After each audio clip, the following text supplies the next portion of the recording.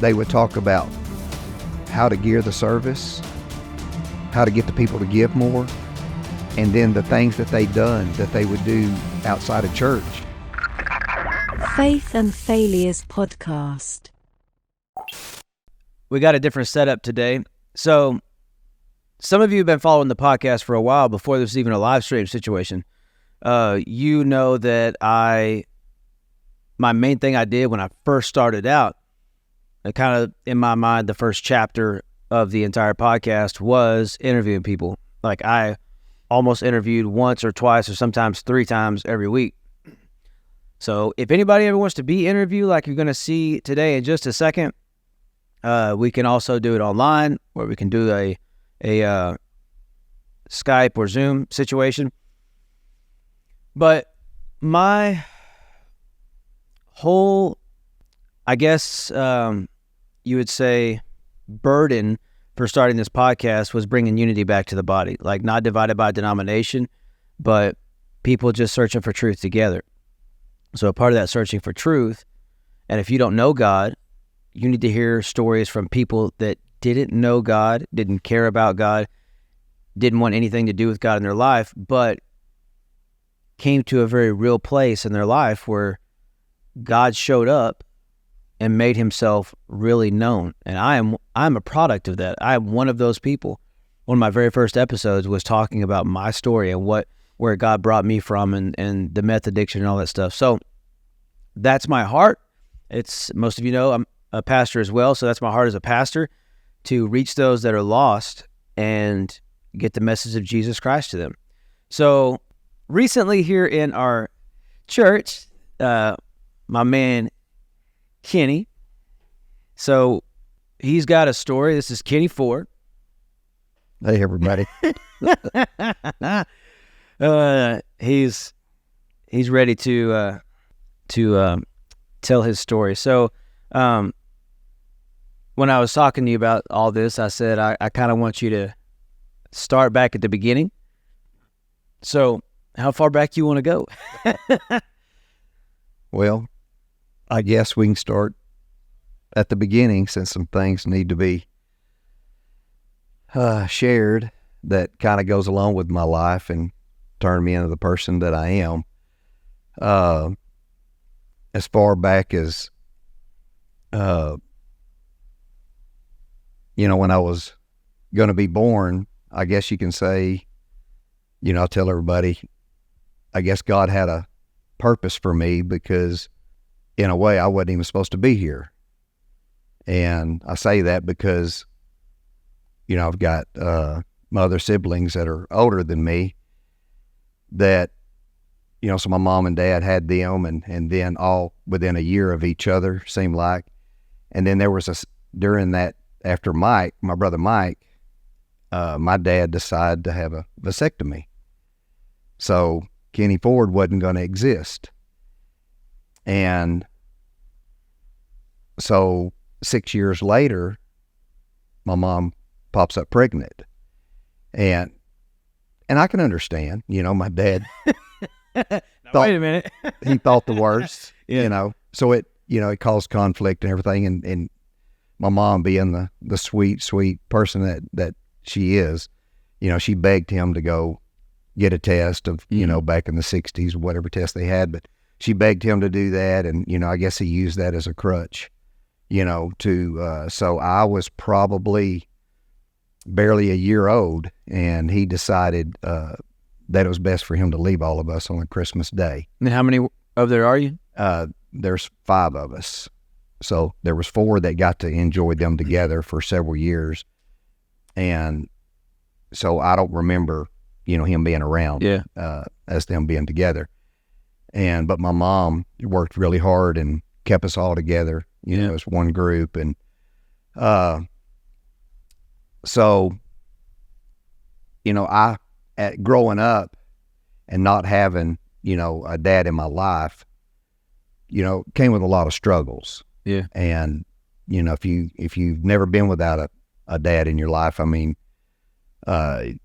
might be hard for you to understand. But if you are one that grew up without that mom or dad in your life, it's a deep hole, inside of you. And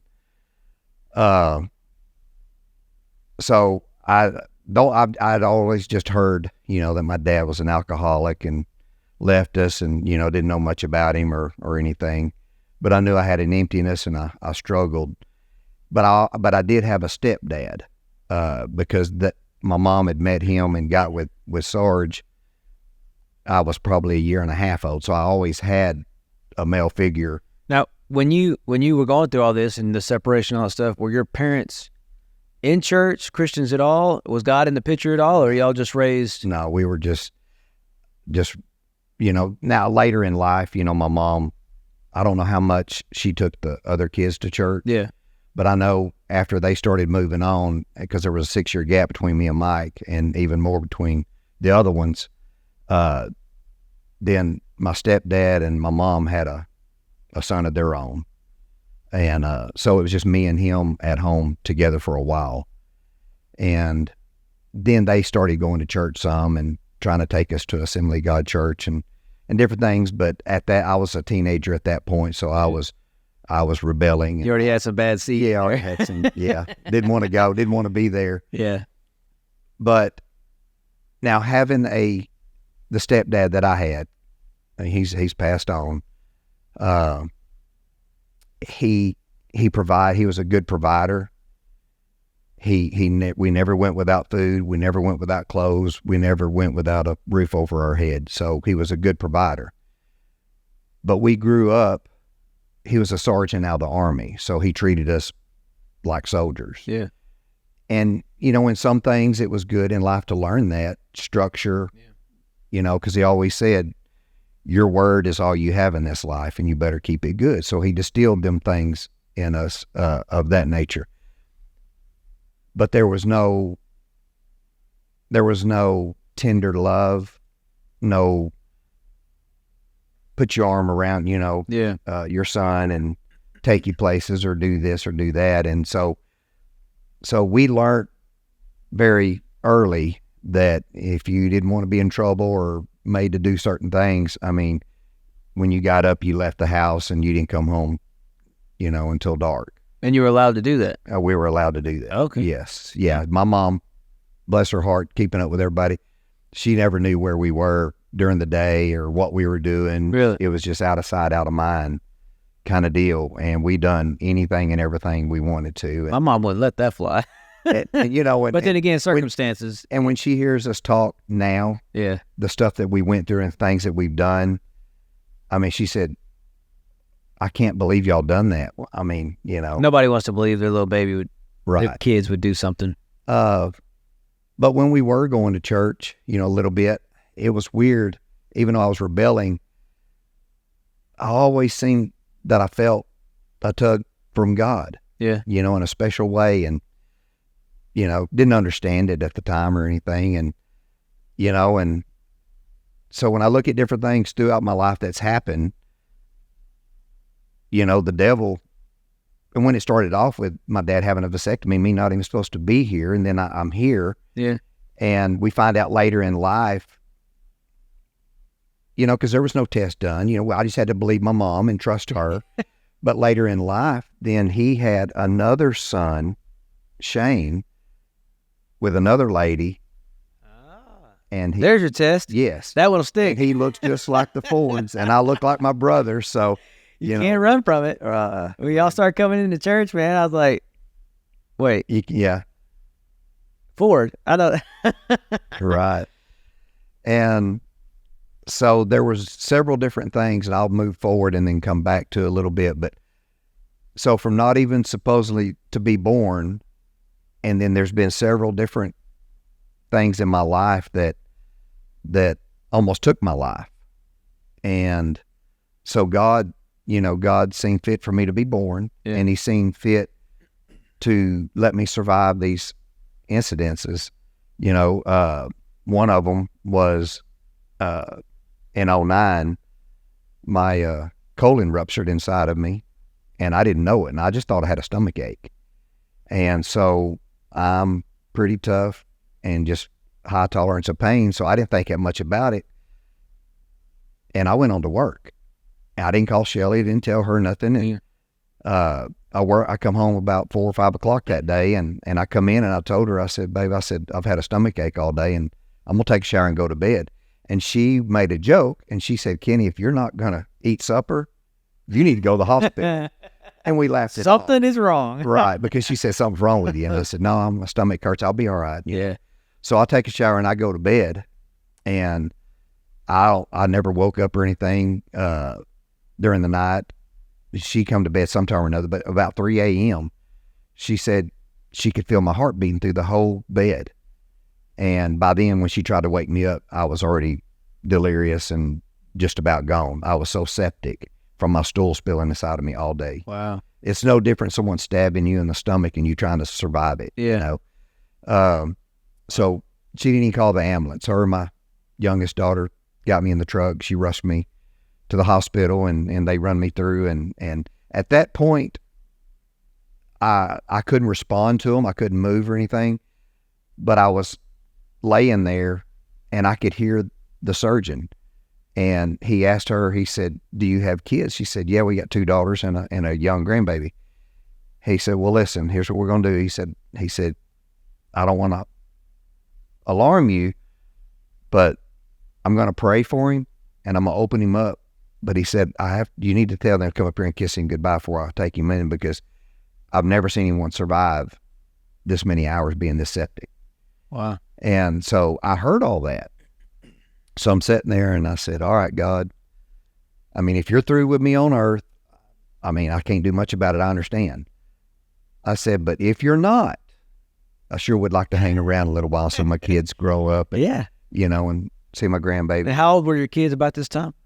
Sierra had just had Emery, so I guess she was 18 or 19. Yeah. And then Kayla's 3 years younger than her. So that was that part of my life.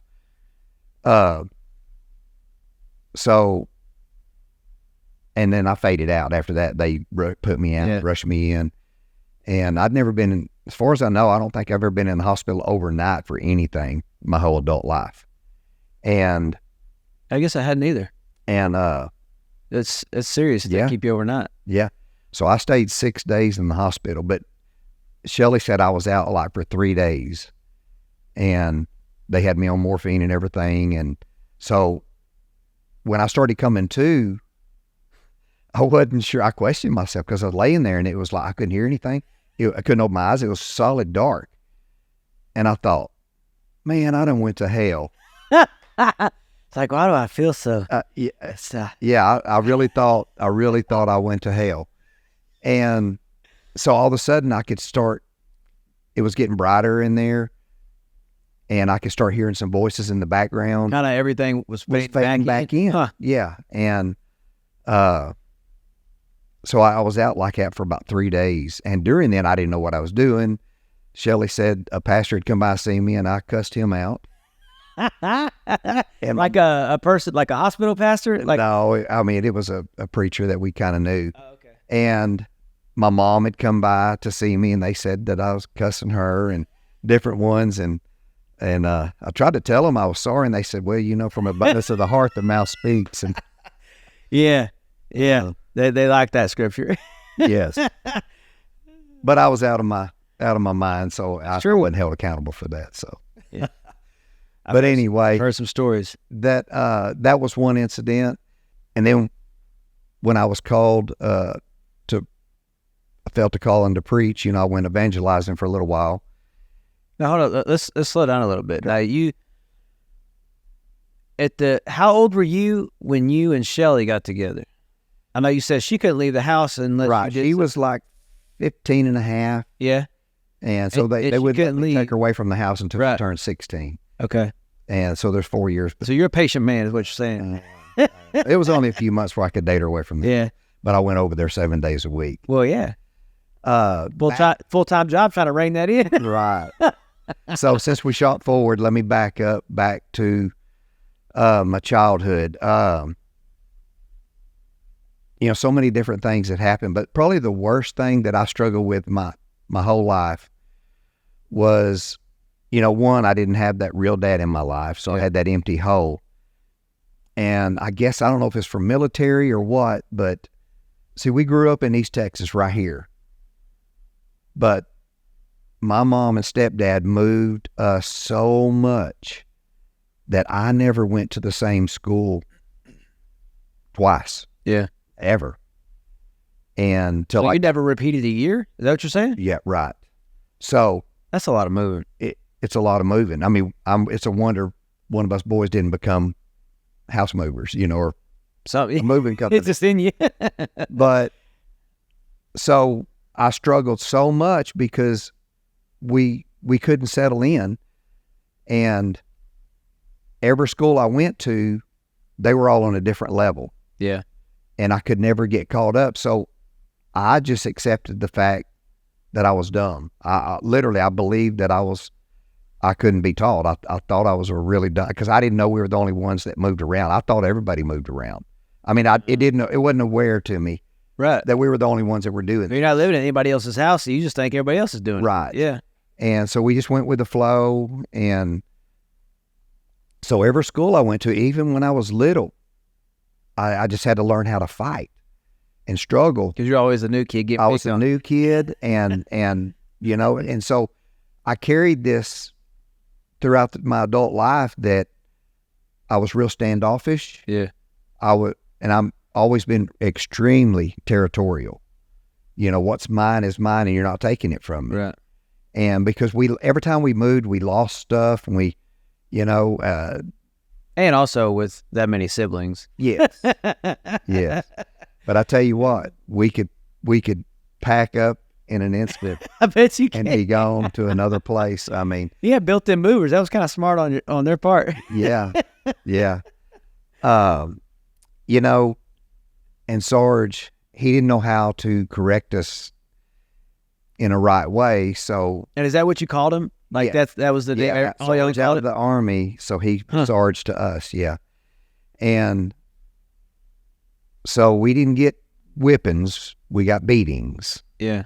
And now his son didn't, but Really? we did.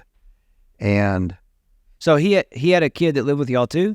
well, him and my mom had one 4 years after. Oh, okay, that kid. Okay, Yes. okay. So the one that was by him, he didn't. Right. Okay. Right.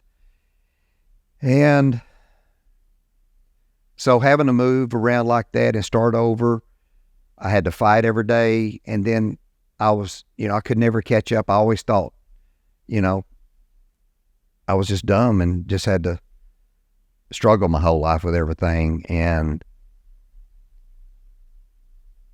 so, I hate it, but I carry that over to my adult life. So when your mom and your stepdad, when they got married, was God involved at all? No, Okay. no. So military was your religion, pretty much. I mean, that was your life. Yeah, it was, well, he wasn't in the military when he got with us. He just carried all the traits over to moving. He moved just to move. He didn't move because we had to. So he was already retired from the military. Yes. What? I know it's confusing, but they continue to move us around nonstop. So when you say they, you didn't mean military. You were talking about them. Yes. No, he was already out of the military. Yeah. That just, Yeah, I know. which, was he from military? Yeah, he even lied about his age when he was a kid to go in 2 or 3 years early. You could get away with it back then. Yeah. And so he just served the whole 30-year career. And Oh, someone commented on your, I got to know Sarge when he became a changed man. It's on Facebook, so it doesn't show me who said it, okay. but Yeah, and thank God you- he did change later in life.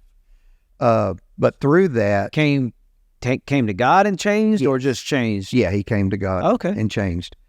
But through that, see, I raised my 2 girls, me and Shelly, and I raised them where, I hate to say it, but Shelly was the disciplinary in our family, because I would correct the girls, but I never have spanked them. Yeah. And I've never done anything because I never wanted them to feel the pain Yeah. from a man that I felt. You probably felt a lot of fear too. Yes. Nobody wants their kids to feel that way when you walk into a room. Right. Well, some do, but I mean, Yeah. So And now, when you said that he would beat you, did you mean with fist, or he would just like slap you around, or what we talking about beating? Belt, Like you were a man? fist. Hey, whatever he wanted, Slap. whatever he felt like? Yeah. Yeah. Yeah, because my older brother, Jerry, you've met him Yeah. at church. I mean, there was times that he jumped out of a window with blood just running out of his ears and stuff from being beat. And, you know, it was pretty rough, pretty rocky. And, I mean, I'm not used to being this open and this, you know, out there. But, I mean, he beat our mom to a pulp multiple times. I mean, me and my brother Mike, and Mike, he contemplated killing Sarge several times. He had a butcher knife picked out, Yeah. and we stopped him one day down the hall. He was actually going to stab Sarge in the back, and we stopped him from doing that because our mom was just lifeless, getting beat, and you know I was still pretty young, and it was just. Now, was he drinking and then beating, or he just did it? He drank, but not all the time. He wasn't alcoholic like our real dad was. Yeah. Now, our real dad was an alcoholic, but my mom said he never raised a hand to her. His fault was being drunk all the time and chasing other women. That was his downfall. Other than that, Wow. they said he was a really, really good man. You know, and then Sarge held us together, but we saw the bad side. So growing up, all we knew was fighting, beating, screaming, hollering. You know, it was a daily deal. Really? And, you know, I remember when I was a kid, you know, and getting teenager, you know, I remember just praying to God and saying, God, I don't want to live like that. So if you can't send me one of your angels, and you can't give me someone that I can set on a pedestal and just give her the world and love her and take care of her, then I don't want anybody. And I remember begging him, you know, please send me that angel, please. And so I started, I'm probably jumping around a lot. So, No, that's fine. so we started going to my oldest my oldest sister, Donna, and her husband, Joe, at the time, started going to Brother Carnley's church there in Gladewater, Church of God. Shelly said, hi, baby. And Shelly. so they started going to church there. So I moved in with them. Now, who say this again? Who was it? Donna Donna? Okay. and her Okay. husband, Joe. So you're how old at this time? I am still probably at that point, probably middle school, high school. Oh, so you're pretty young then. Yes. How much older is she than you? Donna, see, there's 6 years between me and Mike. I guess I didn't realize there was that many years between you. Probably 8 years. Okay. 8 years between us. So I moved in with them and started going to Gladewater Church of God, and that's where Shelly and her family was going. And I didn't even realize me and Shelly before that, well, we were going to the same school at Union Grove School. Mm-hmm. And, you know, Union Grove School is the only school that I got to go to twice. Really? And that was 9th and 10th grade. And I'm going to say something a little bit embarrassing. I've never told anyone but my immediate family, but if I'm putting it out there, I'm just going to share it. With my struggle of feeling dumb, we moved around so much I couldn't catch up. They didn't have kindergarten when I was little. They started you in the first grade. Yeah. I don't know how many schools I went to in the first grade. But I went to the first grade 3 times. Really? And I know that sounds, so that's why I thought I was dumb. Every time they moved me, they said he can't advance to the 2nd grade because he hadn't learned what he's supposed to learn in the 1st grade. And I guess it was easier for them to just hold you back, and my mom agreed for them to hold me back. Mm. So I guess being that young, I didn't realize at the time I went 3 times, but I did. So Now, did that set you back 3 years from graduating then? Were you 3 years older than everybody? Oh, man, that would have been embarrassing when you got older. see, and, Something's not your fault either. Right. Piled on top of it. and that's another thing. I didn't graduate. I went to school for 12 years. Maybe 13. I got a friend. He did the same. He failed a grade. I think it was in high school, And so he said he was a 13th grader. Now, I don't know how I didn't fail after the first grade somehow, but I fell through the cracks. And then somehow I don't know how they pushed me along, or we moved in just enough time. They didn't want to mess with me. She said she didn't like you then. Yeah, that's true. Now, when she said she knew me in school, I didn't know she existed there. I'd never seen her. I didn't know about her then, because I was smoking marijuana every day and doing a few, drinking and doing a few things that, I shouldn't have been doing, but I did. And we started. High school or grade school? Yeah, high school. Okay.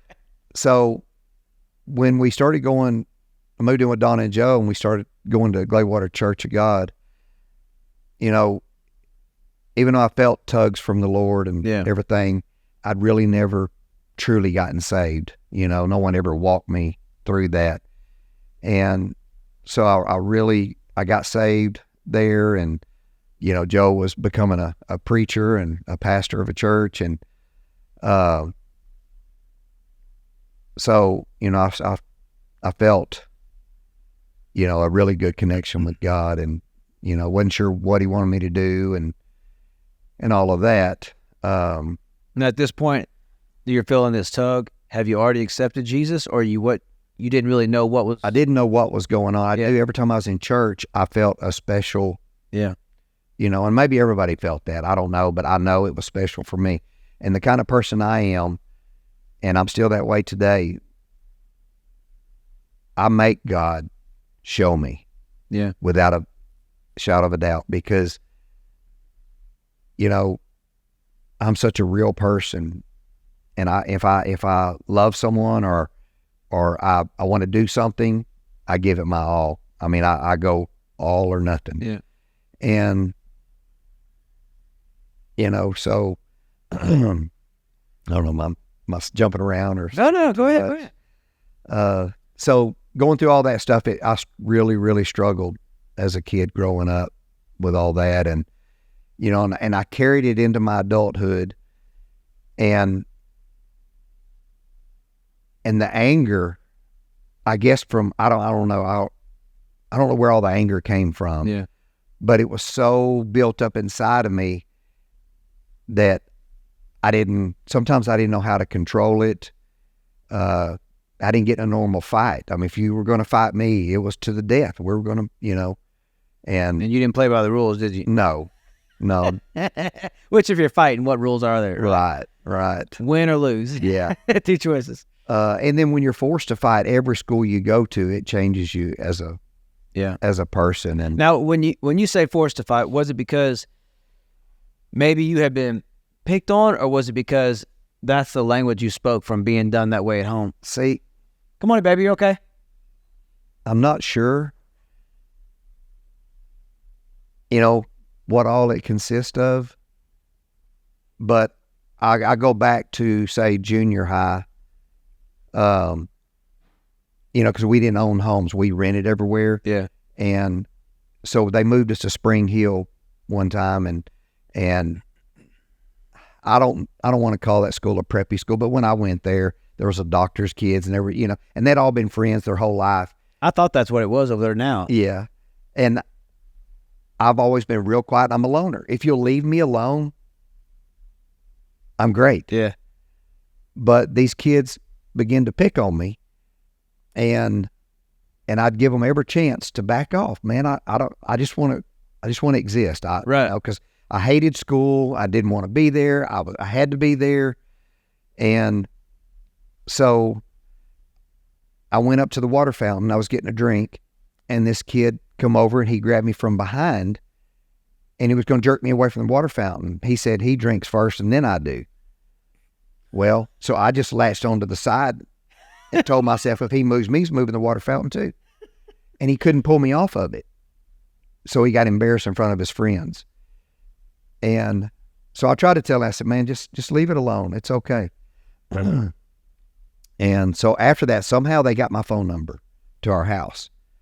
And they would call the house, and I tried to tell my mom, said, what do they want? I said, oh, no, they want me to play or hang out, whatever. And I don't feel like going. Well, they were on the phone telling me to meet them somewhere. They wanted to fight me. And I didn't want to go, and they wouldn't quit. So finally, I just said, man, I've got to go do this. And He's just like, well, I guess I'm about to go whoop somebody. so, You didn't try to take your bros or nothing? no, because Mike and him had already 4 or 5 years older than me. They're moved off to the oil field, working in the oil field. Keith was smaller than me. Yeah. And so I was dumb enough to go down there and meet these guys. So I'm by myself, and there's like 3 or 4 of them. But they evidently didn't want to fight because they just want to stand around and talk. Well, I grew up, if you get in within striking distance, If I can reach you. if I can reach you, I'm going to get you. So I let him get a little bit too close, and one of his friends come up behind him, and I seen him coming and pushed him into me. So when I seen him coming, I just planted my feet, and I nailed him. So we rode down this hill, but the anger built up in me. Once I get going, you don't turn it off real quick. Yeah.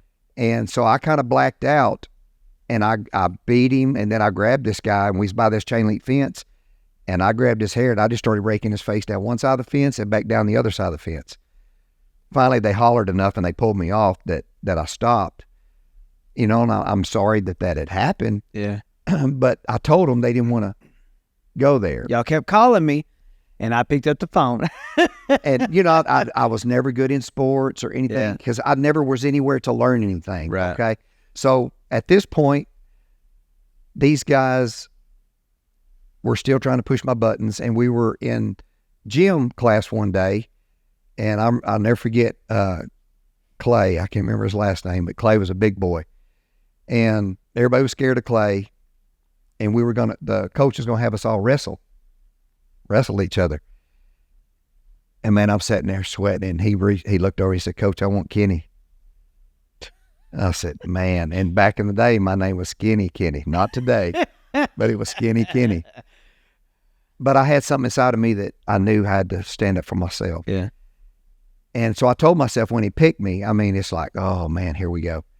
But I knew that if I let him just take me, that everybody's going to think they could. Yeah. And I fought with everything inside of me, and Clay could not pin me down. So that made him mad. And so, but after that, when Clay could not pin me down, they all backed off. Yeah. And so I decided to play baseball one year. I couldn't hit anything. I even got hit in the head out in the outfield trying to catch a ball. You know, one of them deals. He didn't feel a thing. And so my mom had came, and she was sitting in the bleachers, and I got up there to bat, and I struck out like always. And when we went home, you know, I heard her telling someone at the house, you know, them kids, they were saying when Kenny was up there batting, said, man, he can't play no sports, but that boy can fight. So, you know, we grew up like that, and Should have been in hockey then. I guess. Then you can go out there and skate and beat some people up. But back at the church, you know, when I moved in with Donna and we started going to church there, and I gave my life to Christ, and someone was joining the church one day. I still didn't notice Shelley, I don't guess. Someone was joining the church, and everybody was walking by to shake their hands, and Shelley and her family come walking through, and Joe hit me in the leg. He goes, man, look at Shelley. What do you think about her? And I thought, Hold on, I got to stop. Is that and so right when I seen her, it's like, wow, I'd never seen her before. Yeah. You know? And so I started going to her house and every day, and I mean, man, it was just every time the doors were open. every time the doors are open. And I remember our first actual date when I could actually take her away from the house. Yeah. We went to the big Gregg County Fair. Yeah. And so I took her out, and I guess in our conversations, I guess I had the place mixed up because she's always right. And she said when I took her back to her house, which I thought it was my house, well, why would it be my house? And I leaned over and gave her a little bitty kiss. Well, fireworks went off in my head. I mean, it was like, I'm marrying this girl. Yeah. She didn't know that, or she didn't think that. But anyway, I mean, God gave me the angel that I needed in my life as a human being to help put all the pieces that were broken and thrown to the side in my life back together. And I'm not going to lie. You know, dating her and marrying her early in life, I put her through a lot. For me trying to learn how to love somebody and to be loved. Yeah. You know, because as sad as it is, all of us siblings, we all live in the same area. We'd only see each other like twice a year, my brothers and sisters, twice a year. And none of us grew up telling each other we loved each other. It was awkward. I could tell a stranger I loved them easier than I could tell my own siblings. And it took all the way to this year, brother, this year, for all of us to start telling how much we love each other. So when I met Shelly and started going to her house, man, I'm thinking, boy, I want to get involved in this. Well, I thought they were weird because they loved each other so much. Talking about like the parent situation and the family and everything? Really? And the kids, they kissed each other. They told each other they loved each other when they showed up, when they left. And I'm thinking, man, you don't kiss your family. There's something wrong. But literally, I thought it was weird. Yeah. But through this, Shelly has shown me how to love and how to, and I'm so grateful that, you know, I wasn't the kind of person my dad was or the kind of person my stepdad was, that God gave me an angel and then gave me the ability to hang on to her and to keep her. Now, when y'all first got married, was there any hint of what you used to be? Like you said, you put her through a lot to be able to learn how to love her and let her love you.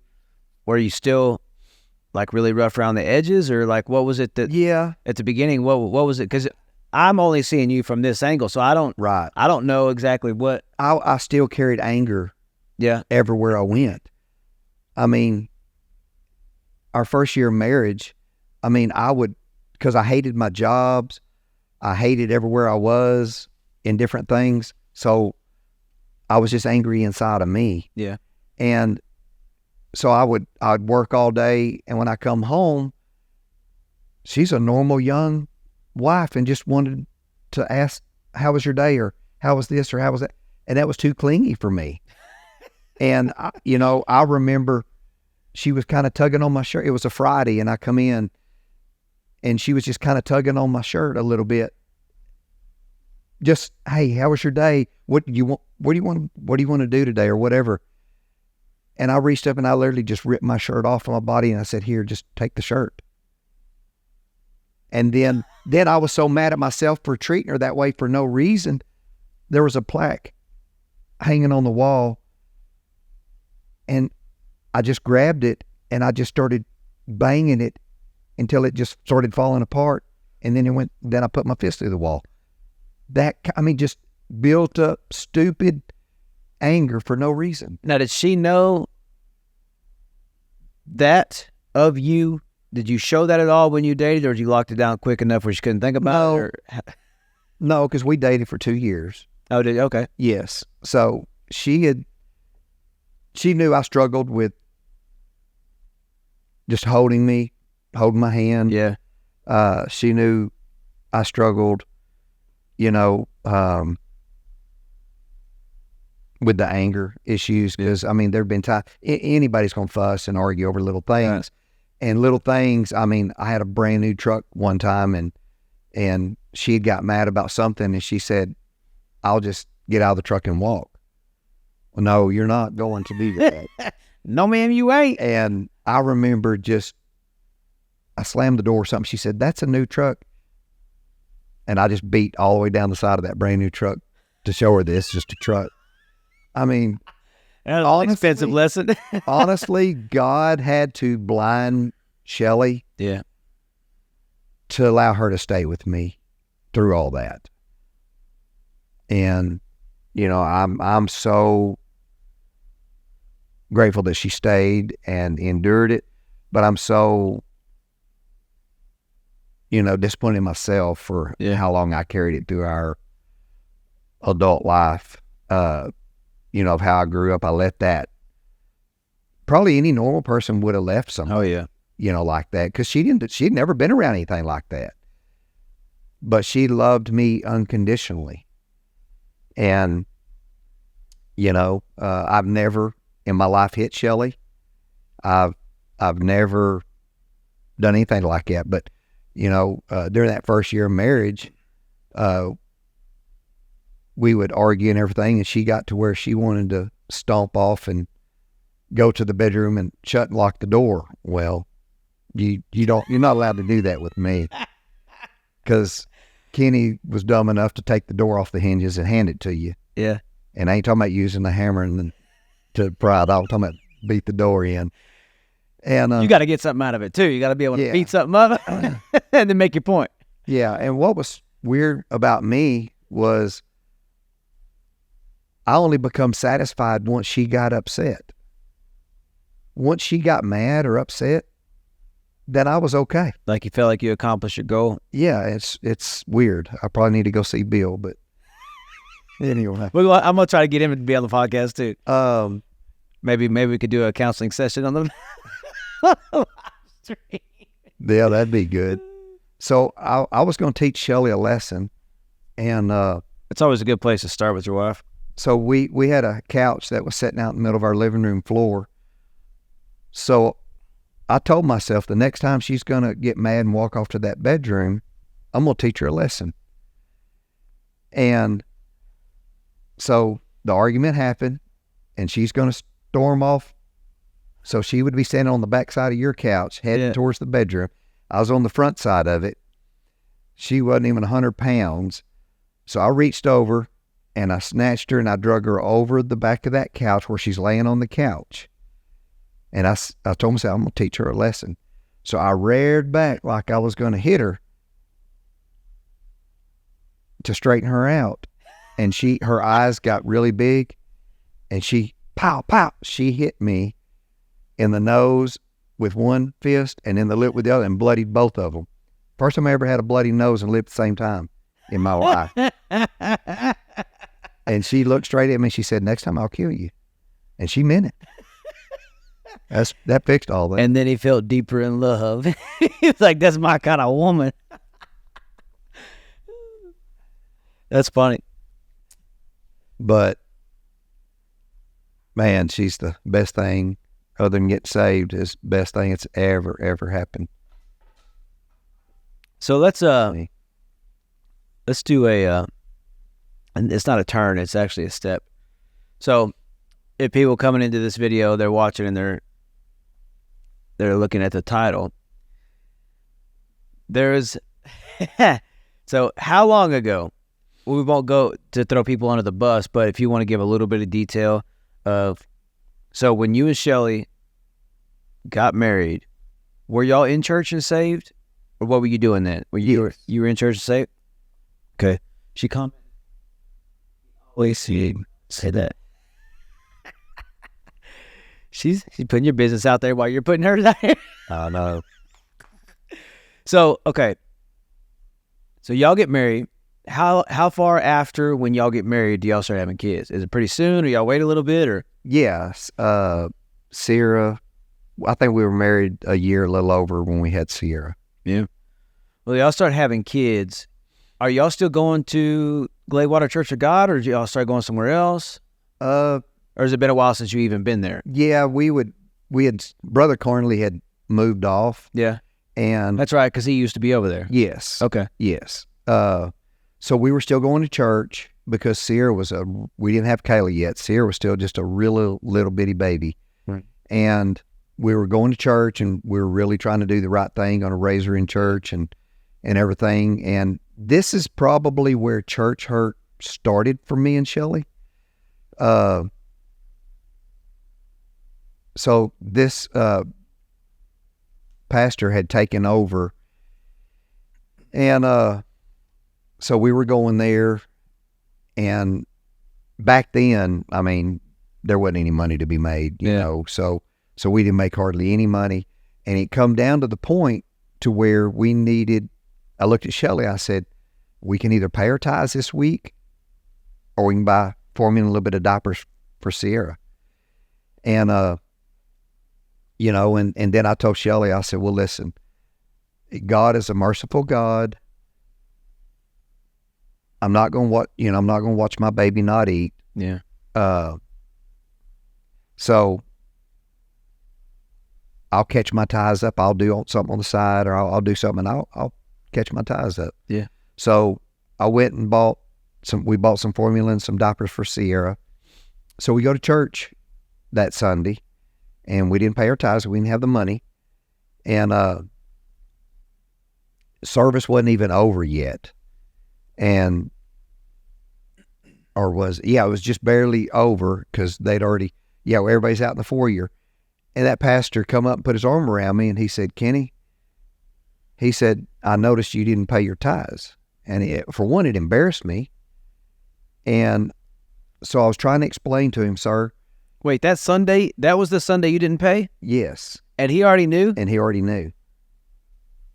I'm not going to comment on that. But he already knew. Just as a rule at my church, where I pastor at, I don't know who pays and who don't unless they're on leadership. And then I can call them out, because that's our rules. But other than that, that's weird to me.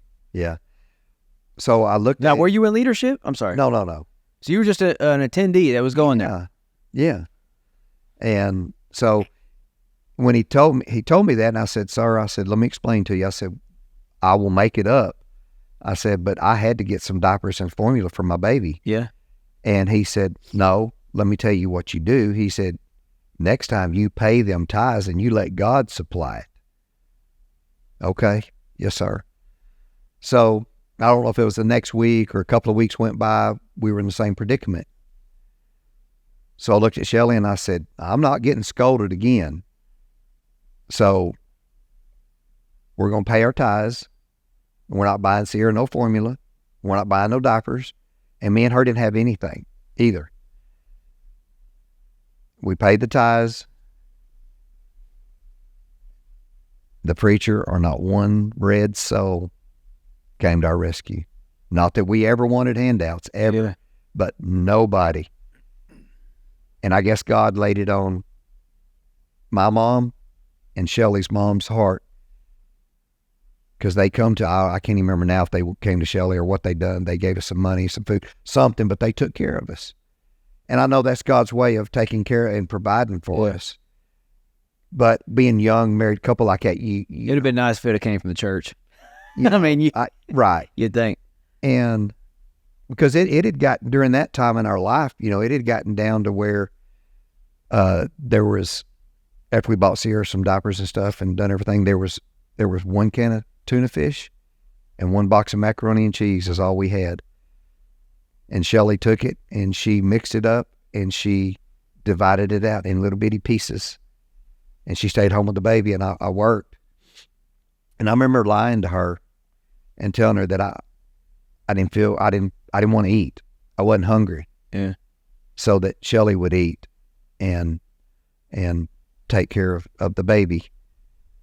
And so, that's where and then, so the preacher, that same preacher had asked me, because he knew I was a painter at Rest Car and different things, and he said, man, would you like to make some extra money and come paint the outside of my house? And I said, yes, sir, I would love that. Yeah. And I got some tithes to pay. And and maybe it was my fault for not seeing what he would pay me up front. I had a job, so I didn't even ask. I was so grateful. Any extra money was better than nothing. Yeah. And so I went by there and I painted the house and everything and got done. And, this is the same preacher that he would preach to us that we were going to burn in hell if we went to the movie theater, and we were going to burn in hell if we listened to country music or anything besides gospel music. I had us scared to death as young people. Makes sense. So when I got in his truck to move it to paint his house, Hank, why do you drink? Nuh-uh. Was playing. And it like, oh man. And then me and Shelly went to the movies, and the very guy that was preaching that to us walked right down the aisle and didn't even see us and sat 2, 3 rows in front of us. So this is like active messages. It's not like from he used to preach that way and he's changed his ideas. Preaching it right now, and then, yeah. Sunday school teacher also. Yeah. So that was little, and that's, that was little church hurt. So, and I hate it, but from that point on, we didn't go to church real solid. Yeah. We would go a little while and not go for a while and things like that. So when you hear Sierra say that, she's just now learning certain things and how old was she and the girls during this time? During this time, because it was off and on, they were pretty young. Trying to think, because when they came to us, we started going back to church again, and they came to us and they was ready to get saved. They were probably, Shelly would know all this. She's in the comment. Yeah, she might send it to you. Hey, Shelly, how old were the girls during this time? It's on a delay, so man. See what she says. She said Gilmer Assembly.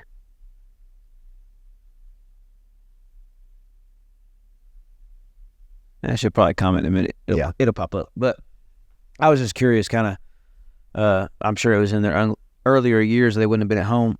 But so when they were young teenagers, or right before teenagers, and we started going back to church pretty steady, and I felt the tugging for God wanting me to preach still. Because I'd stopped, when I was younger, I went evangelizing. How old were you when you started doing it? When I started evangelizing, before me and Shelly got married, I was probably 19, 18 or 19. Young blood. Yeah. I mean, it was instant. Because how did that come about, though? Like, see, I mean, I can share that with you if you want me to. Absolutely, yeah. So we were all going to Gladewater Church of God. And we were having a prayer meeting, and see, God has to show me things specific. I can't say I heard a whisper, and God called me to preach or anything like that. So we were having a prayer meeting one night, and I felt impressed to go lay down in front of the altar and just lay there and pray. They dimmed the lights, and so I laid there and was just praying to God, and when she was around 9 or 10. Oh, okay. And all of a sudden, I was praying, and it's like everything went dark on me. The music faded out. I could hear everybody else praying, and that all started fading out. It was like I was in darkness, just sitting there.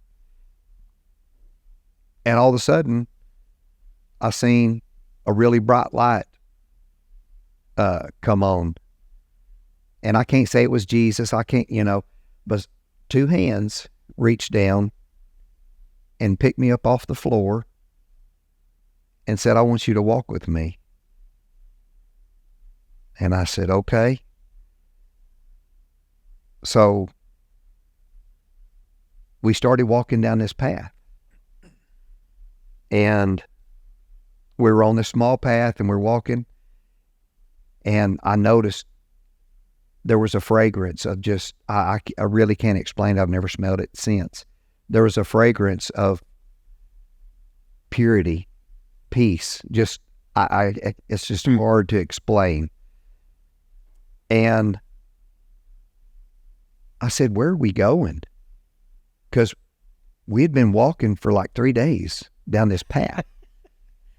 Was there anything on the path at all? Like anything to see, or was it just a path? Just a path, and just like a light we were going towards. You were just aiming towards it? Yes. Huh. So we're walking down this path, and it seems like we were chit-chatting along the way, and we get to this door. And I said, what are we doing? And he says, I want to show you something. And he opens up the door, and there's this real long table. When I say a long table, there's a long table. And there's just a few people, but everyone had a glow on their face. I couldn't tell who they were. Yeah. But there was white people, brown people, black people, every race of people I could see. But they wasn't solid. They were here and there, and there was a bunch of empty chairs all around this table. And man, you could just smell the food. You could hear the laughter. It was just like joy. And I said, man, let's go. He said, no, you can't go in. I said, why? He said, it's not time. He said, you see that place right over there? I said, yeah. He said, that's your seat. But he said, you can't go right now. I said, no, but I want to. He said, no, you can't go right now. I said, why? He said, you see all these other empty seats? He said, I need you to go, and I need you to tell people, and I need you to help me fill these seats. Wow.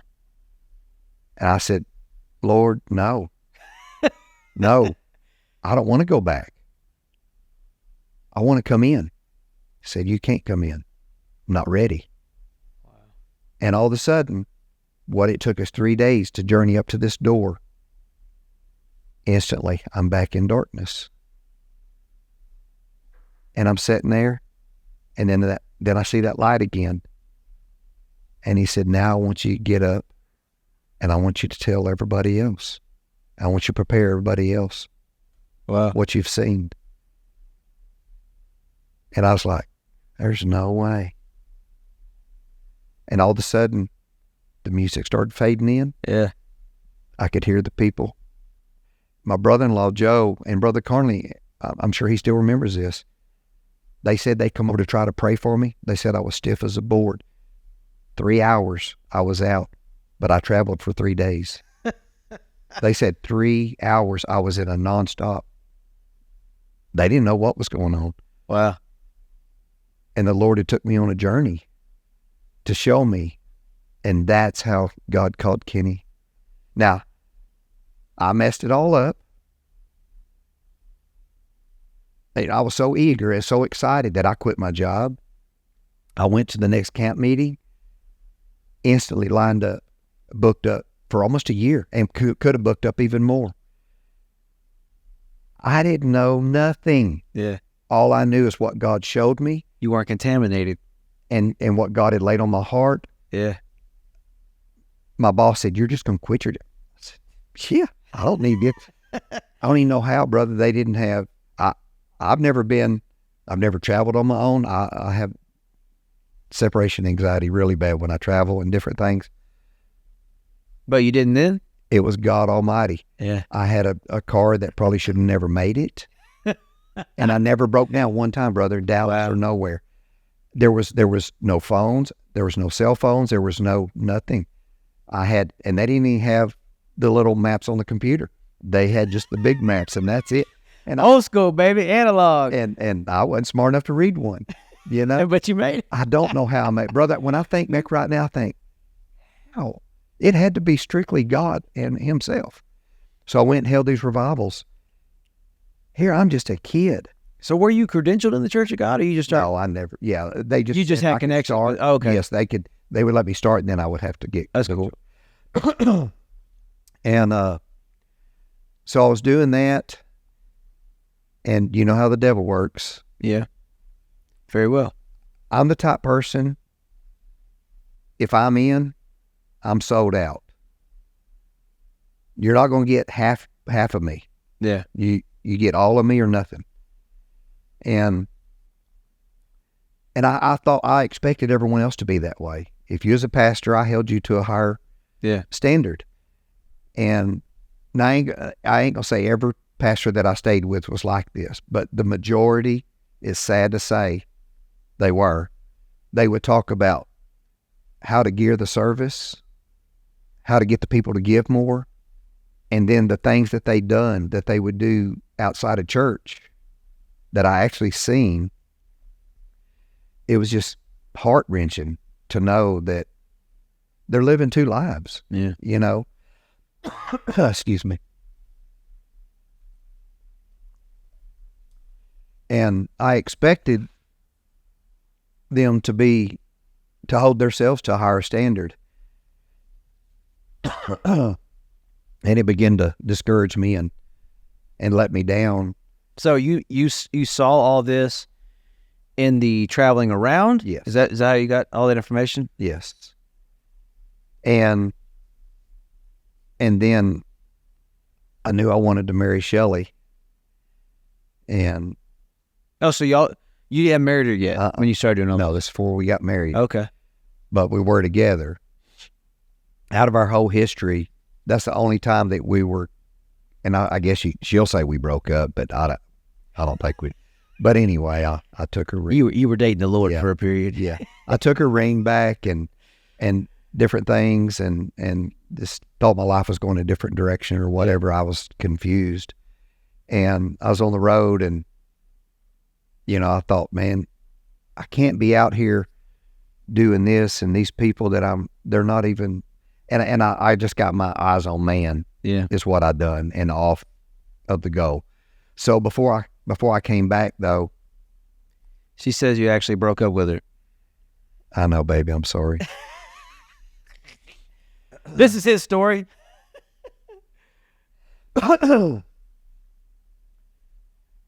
So the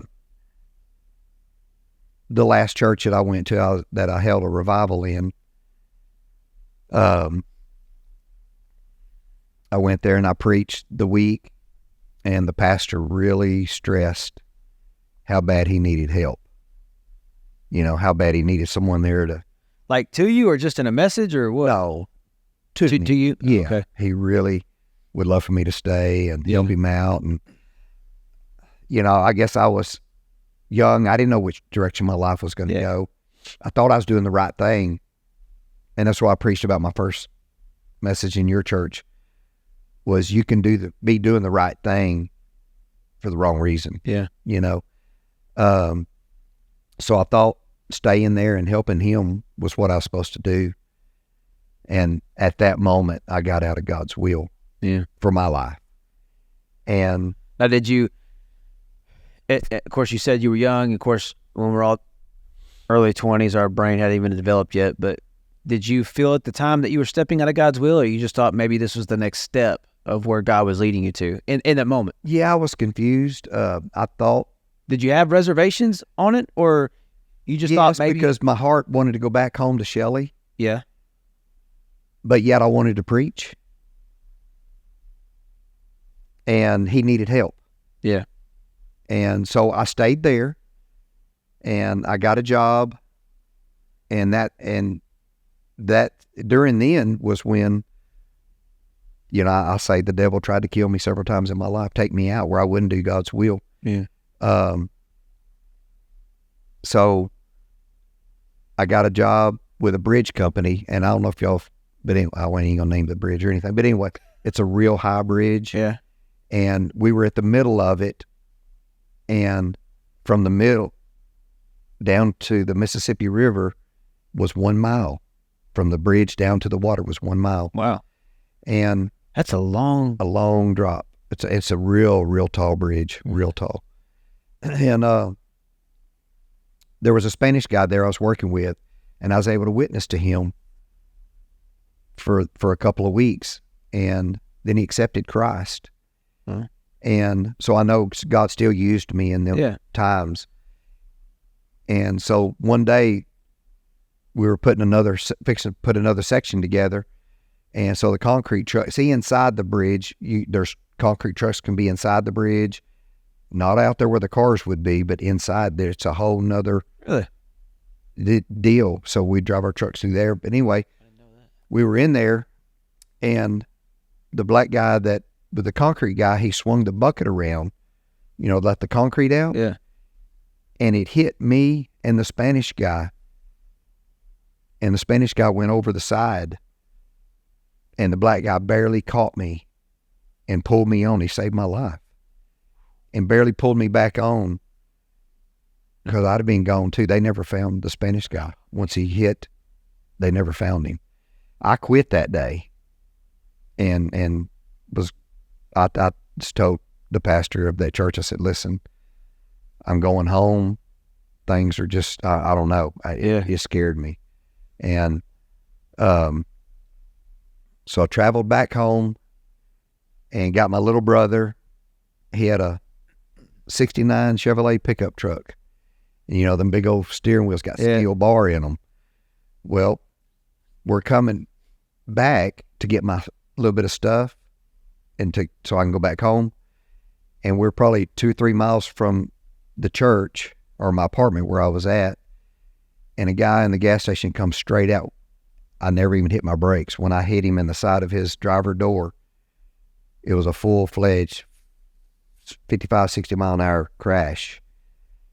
It knocked him out of his passenger door of his truck. And I didn't even know this happened. The steering wheel hit me between my nose and my top lip, and I bent the steering wheel in half.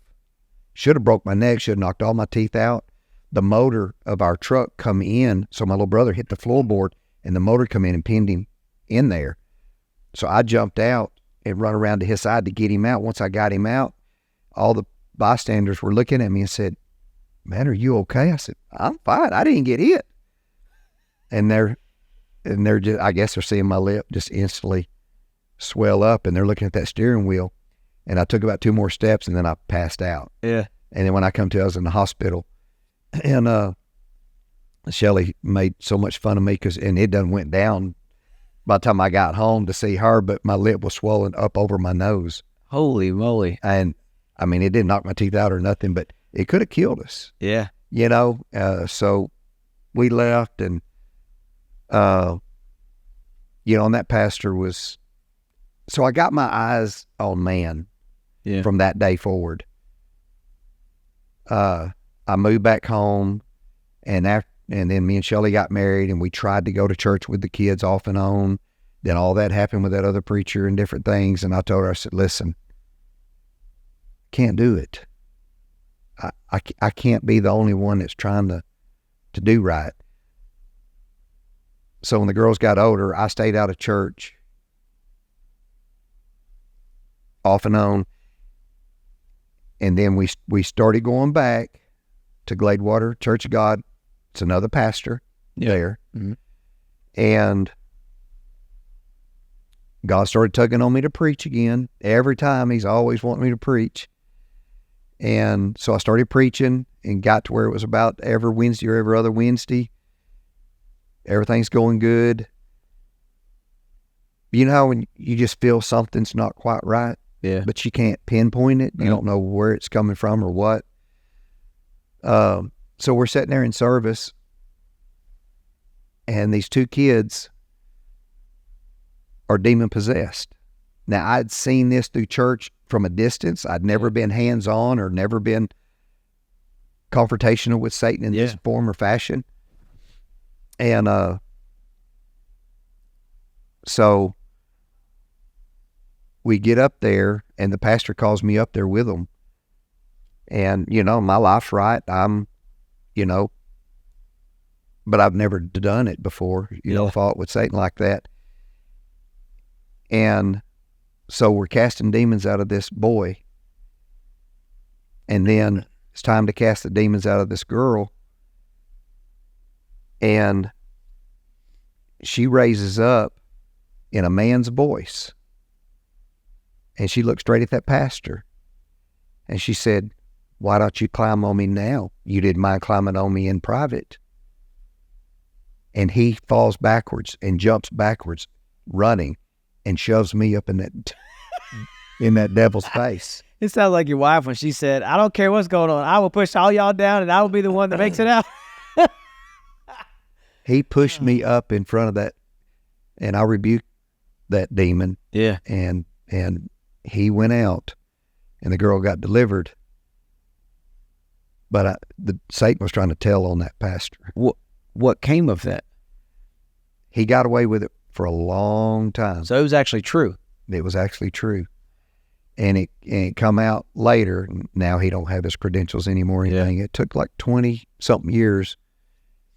And it come out. And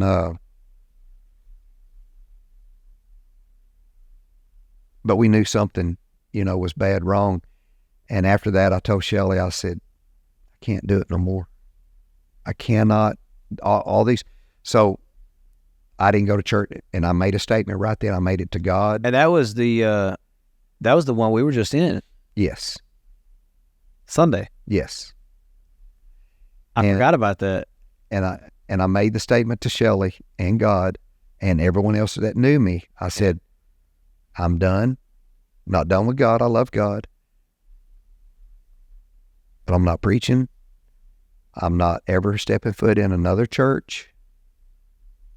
I'm not going to allow people to hurt me no more. I'm not going to allow,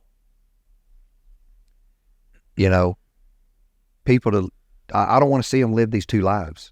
Now, did you know the information was true when you said that, or did that come out later about that pastor?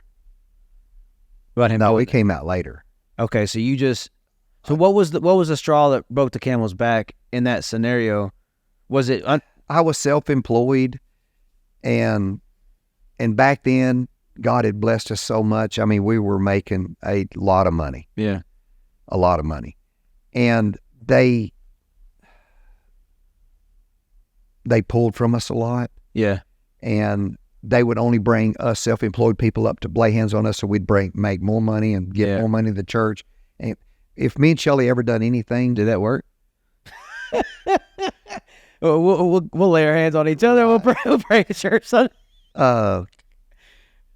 Me and Shelley wanted to do things in private, right? Yeah, 100%. And they like the Bible says, yes. But people wanted to showboat different things, and then they would even come to us, hey, we've got this need. Can you take care of it? Oh, they bring you in when it has something to do with needing money. Yeah, and then I hated the fact where they put us up here because we're self-employed, and I promise you a church will go further with regular layman workers than self-employed people. I promise you that.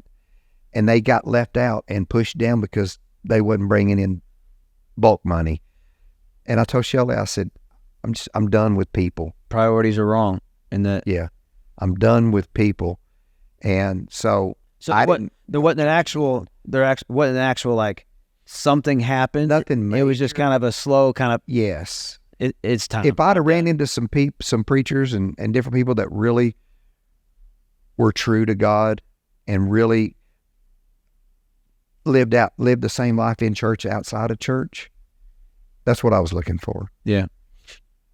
And it just didn't exist anywhere around me. I mean, my own brother-in-law was a pastor. Yeah. And he slept with people in the church. And he still drank and I hate to say it, but Shelley has an uncle that was a Church of God pastor, was selling drugs out of the back of his car. Well, I was a pastor. So I seen, the devil made sure I seen so much that it ruined my calling, because I beat myself up so bad because I stepped out. I stepped away from God because of people where God probably could have used me to help every one of them, but I didn't see that, and so it was easier for Kenny to just run and be alone and revert back to that. To just, I'm good by myself. I'm good by myself. And my little, just my little circle, and I took care of my wife, my girls, and didn't let nobody in close to me. No friend. I don't have friends. I didn't want nobody, didn't need nobody. I was self-sufficient. Now, God had blessed us with a beautiful job. I mean, our business has taken off because I bought another business that God wasn't a part of. Yeah. And who was it? Just for the listeners that says they want to do that with it. Who was it again? Was that your wife that said? Yeah, I asked Shelley. I said, "Are you going to help me run this business?" She goes, "Oh no." I said, "What do you mean?" She said, no, I'll help you with the one God gave you. She said, but this one here, Kenny's getting. And I said, no, it's going to be fine. I'll prove to you. I'll show you. I'll make this work. Well, I lost every bit of money I ever made. And, but I learned some valuable life lessons I bet. through it. And so I got out of that situation. But through that, God showed me, he said, if you will stick to what I give you, it will flourish. And that's what I've done. And I stayed out of church for 17 years and was bound and determined I was not going back. Now, for those who don't know maybe your recent story, so I'm a pastor of a church, and on Tuesday mornings, we're going to segue into his current story. On Tuesday mornings, we have prayer meeting at 10, and Tuesday nights, we have it at 7. And so I, on purpose, every single Tuesday, I walk the parking lot. I go out and I anoint the corners of the church, and I pray God's blessing. I anoint the doorpost walking in and out to the sanctuary and into the church itself. I anoint every doorpost in that place, actually, for every classroom, for every any little offices, anything that we have that is people go in and out, I anoint it. Specifically because when the angel of death came and the children of Israel, God told them to protect their families, to put the blood of the lamb over the doorpost. And so I'm anointing that doorpost so that there can be no evil or no death enter into the place. I also go to the little house right there and I anoint their entryway as well. And Jessie actually, on Tuesday nights when she can make it from work, she goes and she anoints, like the gate out there now, she anoints the gate post. And so we got that place oiled up and slick. So if you ever walk in and you slip, it's just the anointing. Well, one of my prayers that I started when we took over the church was that the cars passing by, we're out on 1844, the cars passing by, that not man, but the Spirit of God would draw people in to this church. And jumping a little bit around, last Sunday we had 139 people show up. That's including kids and everything, and there was 115 in the sanctuary. We're almost at capacity. But I think it's because of prayer of people that believe God can do what he says he can do. Yeah. And that when people are about the vision and the mission of God, not about building man's kingdom, but about building the kingdom of God, God blesses that. He does things beyond, and he pulls us out of our comfort zone and puts us in places that we never thought we would be again. Because when I was younger, in my early 20s, before I got married for the first time, I was filling my daddy's pulpit. He'd let me preach. I was his youth pastor. He would let me preach, and sin crept into my camp. And all these things along the way where I let men dictate what God was trying to do in my life pulled me out of ministry. And then I went and tried to do studio engineering. Failed out of that. My family fell apart. She left me from Orlando and took my kid. All these things that I let the devil in, and it just manipulated and twisted up everything, every call that God had on my life, every position that God was trying to place me in. I allowed it to happen. It's nobody's fault but my own. But I allowed outside influences beyond the Spirit to pull me out where God was trying to pull me into. And so that being said, I tell Kenny this a lot, and I say it from the pulpit a lot, is that we're seeing right now in our church the product of prayer on purpose. Now, I said I would pray and point to the street out there, and I would say that I wanted the Spirit of God to pull people in. And now we're going to go back to Kenny's story that literally is intertwined with answers to my prayer. So go ahead. Tell them about you driving by the church. Well, I'm a paint contractor, so I travel all these back roads and side roads and everything, going to all these jobs and stuff, and knowing that I'm not ever going back to church again or anything. I've made that very clear. Yeah. I'm driving down, I start working for, doing a lot of work for Union Grove School, and we live in Hallsville, so my quickest route is down 1844. And so for 2 years, I'm driving through there, and where the church is now, it used to be called the White Fence Farm, and I guess I was always attracted to there because we painted the fence out front one time and traded them for a quarter horse. And so, and the horse deal didn't work out very well, but anyway. So I'm driving through there, and it's just a metal building church, and has a sign out there that says, Connect. And I'm just like drawn to it, and I'm thinking, what am I doing? Wow. So anyway, I'd come back, and I had to look over there every time. And then it got to the point to where I felt such a tugging on wanting to know about this church that I even slowed down one day, and I was going to pull in and just sat in the parking lot and say, all right, God, what are you pulling on me for? What do you even want? But they had orange cones setting up in the driveway. There wasn't a gate there. Because young bloods come in there and peel out of the parking lot. We come in, and there's like marks everywhere. So one of my specific prayers, I would pray to God, and I still pray it to this day, that people would drive by and the Spirit of God would pull them in, and they wouldn't even understand why they wanted to come in.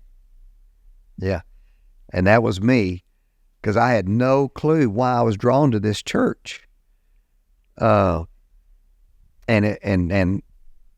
if it would have said Church of God anywhere on the sign. He found out from his sister that was already coming there for months. No, she found out from me. Oh, you found out from your mom, didn't you? No. Who'd you find out from? Right here in this living room when we was taking the growth track. Oh.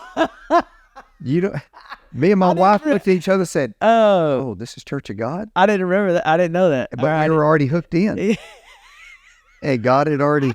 So. Oh, man, that's great. So I knew God was pulling on me, but I wasn't about to tell my wife or anybody else that God was tugging at Kenny's heart, because I was fighting this. I even went as far as to drive from Hallsville straight down Highway 80 and stop at every cotton-picking red light and all that traffic so I wouldn't have to drive by that church and feel that tugging. But then when I would leave the job, without even thinking, I'd come down 1844, and there it is. So I had this pulling on me, and Shelley, one evening we're sitting there, and I am a creature of habit. At certain times, everybody knows where I'm at that knows me. They know what I'm doing and what time I'm doing it. And Shelley come sit by me one evening, and she said, now listen, she said, I don't want you to be upset or anything. She said, but it's been a long, long time. And she said, I'm fixing to go back to church somewhere. Well, I said, I was probably didn't say anything for a minute. I'm sitting there thinking, getting mad, pouting. So finally, I think she said it again. I said, that's fine. I said, don't expect me to go. And if I do go, I'm only going to sit on the back row. Do not expect me to go every time the doors are open, because that's not happening. And don't expect me to do anything. I'm not doing it. And she looked at me and she said, babe, I would never ask you to do any of that. She said, at all. I said, all right, then we understand each other. I'm glad we had this talk. I said, now where are you going? She said, well, I'm going to go to Grace Creek and try it with Kayla and Mike. I said, okay, I'm not going. And I didn't go. So she went and said she enjoyed it and everything, and said she's going to go again. And I said, by this time, I already know my wife well enough she wants to go and she's going to go somewhere. Yeah. So I looked at her, I said, Shelly, I said, if you really going to go and you want me to go every now and then with you, I said, I didn't want to tell you, but there's this little church on 1844. Soften them up a little bit. I said, I'm pulled to it for some reason. I don't know why. I don't want to be, but I'm pulled to it. I said, can we look them up and just see if they have anything online so we can listen or whatever? And she goes, yeah, we can do that. So we pulled up Brother Stephen's message and the songs. And I mean, my guts are just churning inside of me. And then he preaches, and I mean, it was tape, but he was preaching straight to Kenny that day. And I told her, I said, cool how God does it. I said, I don't know. I can relate to this guy. I said, I can already relate to this guy. And so she said, well, let's go there. So, and to back up just a little bit, this last year, I'd come down with leukemia, and they say there's no cure for the one that I have. And that's how much I guess I knew God was still tugging at me, but I didn't want him to, because I even told God by myself when I got diagnosed with that cancer, I said, see, now I never can go back to church because everybody's going to think I'm only going because I got cancer. Yeah. But God has a way of breaking everybody down and getting his way. Yeah, he does. And so me and Shelly went to that church service, and I had no clue that that's the church my sister and brother-in-law Rocky were going to, and Rusty, because I knew they had started going to church somewhere, but someone told me on 1845, that's all the way across town. Oh, 45. Yeah, so I was fine with that because I wasn't going to church with no family. So I was okay with that. So, and we go there, and they're there. And I'm thinking, great.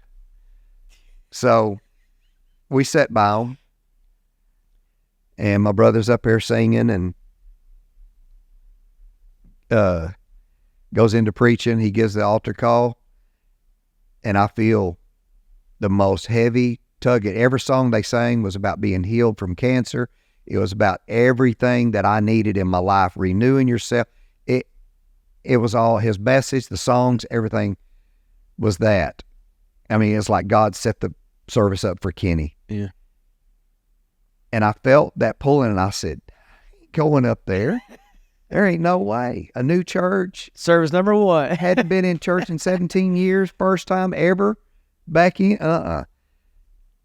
And all of a sudden, it's like the Holy Spirit just grabbed my shirt and picked me up. And I went to the front, and I thought I was going to whisper to you what I had, and you was going to whisper to us prayer. And you told everybody, you said it out in the whole entire church. I apologize. No, you don't have to apologize for that. And I felt God not only renew me, it's like you take a tape and you hear that and fast forward everything. Yeah. They're everything I've ever been through, and just wrung me out. Because I've never been right since then. I've never been the same since that service. God has changed my entire DNA. Because even when I preached, even when I went to church before, I still was reserved. I still didn't go to functions. I wasn't around people. Yeah. If I preached and went home. That was the end of it. And so you laid hands on me, knowing me with oil, you and your wife, and y'all prayed for me. And I felt the healing virtue begin to flow through my body. Now, been several months. Yeah. And my numbers still were getting bad and getting worse. But they plateaued. They Yeah. plateaued, didn't even budge. And then they started creeping up again. Yeah. And so me and Shelly, we didn't quit. After that service I didn't miss a church service since. but we didn't come to yours every time. That's the caveat. I went to another church. He cheated on it. Well, I wanted to make sure because I felt a renewing, and I said, this time I have to be right with God. I have to let God handpick. And he said that too. You said that you went somewhere else. He's like, man, I felt like I was cheating. I knew I was supposed to be. Yeah. And I said, well, I mean, I would want to know if I'm going to put down roots somewhere. Right. I need to know. Yeah. Because I know being a minister, you don't have that luxury to try different stuff and things like that. So, yeah, by all means. And then, what did you say? Hold on. What is it that you said? Oh, it was the first lunch we went out to. Wasn't it? Yeah, first time you and I, when y'all came back and you said, we're here, we had just had somebody who was doing our couples thing, and they had just stepped down, like, I think the week before, or maybe 2 weeks before. And there's always there's always a need for something like that. We never even knew y'all had a couples deal. Yeah. Well, the thing was, she had hurt her back or had an issue, and so they had been out for a while because she was in such pain. And I think they maybe came once or twice, but you didn't know who they were, and so they had stepped down, and we go out to eat lunch, and I'm just getting to know him. He's just getting to know me, and he brings up, he says, I want you to know we're here. We're not church hoppers. We're not. When we say we're somewhere, we're somewhere. And so he says they feel and I think the specific verbiage you used was burden for couples. And the reason that stood out to me is because I tell my leaders, before they were a part of the leadership, I tell my leaders or my board members as well, we're looking for a worship leader right now. And I say, if they don't have a burden for it, I don't want them in that position, because that will not sustain them, because there's good times, that's great, and there's bad times. Right. But if you have a burden for something, you'll stick around. Whether when you catch the vision, you're a part of the mission, you understand the assignment, just like in a marriage, the bad and the good, it all happens at some point. But when you have that burden, the burden will sustain you through the bad. And he used that verbiage, and he didn't know, and I didn't tell him then, that we just had an open spot. Now, coming from somebody who just said that he told God and everybody, well, and then now I'll go, but I ain't gonna do nothing. Don't expect me to do anything. And so, kind of, you can continue on there. And so we bounced around a little bit, but when we knew we were there. And God had just turned me around to where it wasn't enough to just come on the Sunday morning.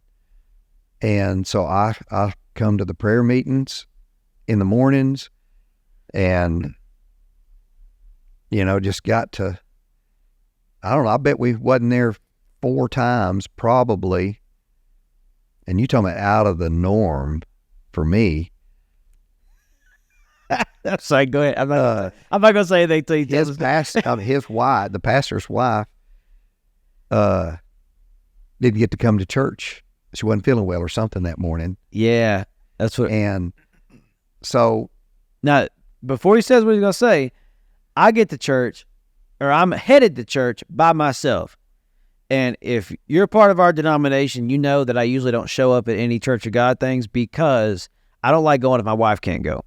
Like, to me, that's a covering of protection. Well, I'm going to church, and that is in my mind, and I'm thinking, Lord, because I right now, I said a minute ago, we're looking for a worship leader, because right now I'm the one doing it and preaching. And so it's very hard for someone to be leading worship and lead on a leading instrument. And then if there's altar or there's you can't be in 2 places at once. And so I'm thinking, I'm praying on the way to church over the service, and I'm saying, Lord, I need help today. That was my exact prayer to God. I need help today. And then this happens. So I'm sitting there, and I feel the Spirit moving on me and tugging on me.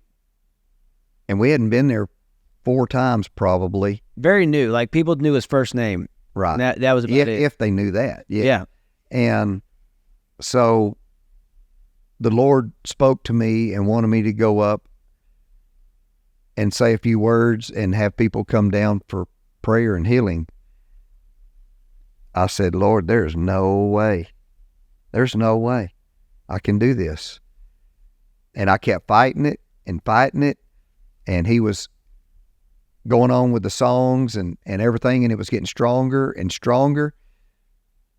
And he said, and later we were talking, he said he gets to his last song that he's supposed to be finished and move on with the service. So finally, and so he's at that point, and I'm at the point where I said, all right, Lord, if you really want me to do it, he won't stop. Well, at that moment in time, we kind of have a system set up to where when I do my last song, I'll nod to whoever's doing the welcome to visitors and offering and things like that. And I did not feel that release yet. Like I felt like there was I didn't know what. I had nothing on my mind except I couldn't stop yet. And so I just kind of kept playing, and I don't even know if I was at the microphone. I was just kind of playing. You had your eyes closed. Yeah, I had my eyes closed. I wasn't really doing anything. There just for a minute.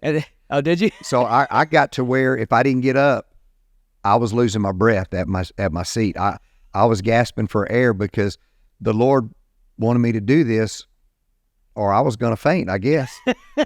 So finally, I just said, all right, Lord, I have to do this. Yeah. So I go up there and I stand in front of him. He's got his eyes closed. He's not even seeing me. So finally, I reach up to barely touch his elbow, and he opens his eyes, and I said, brother, I have to say something. And I didn't jump or anything.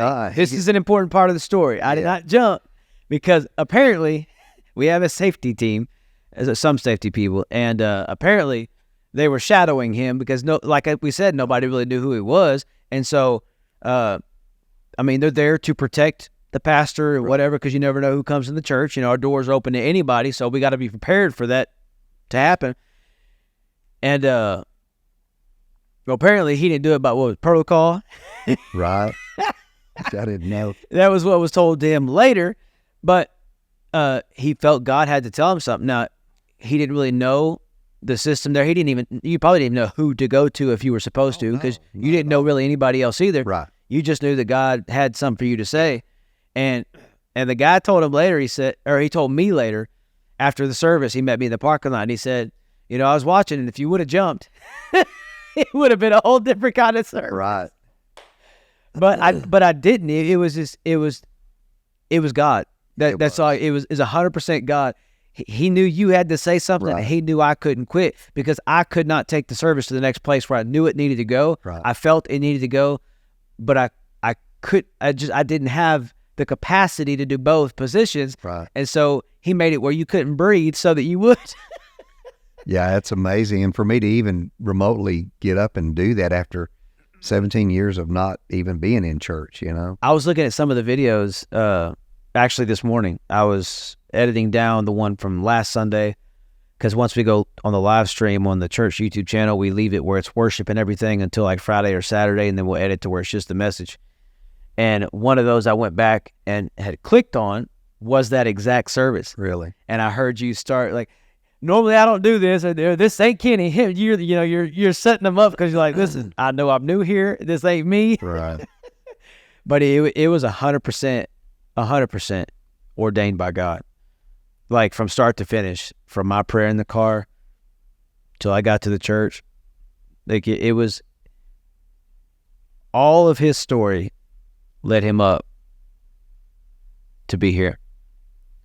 And then how I preached on a whim, that you talking about out of my comfort zone. So now remember, he said he wasn't going to do anything if he go to church, to church with his wife. And once they went, he mentioned growth track earlier. Once he went through our growth track, it's our core values, core beliefs, and we talk about spiritual gifts, what your spiritual gifts are, and then we kind of share all of ours. We kind of it's a group activity. It's also a little bit of our Connect kind of membership class type deal. So if you want to become a member or you want to be a leader and serve in that capacity, you have to go through our growth track so that we're all on the same page.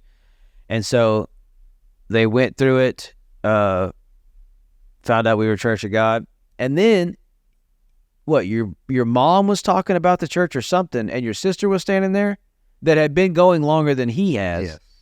And she said, "It's a church of God." It was shocked. She didn't know.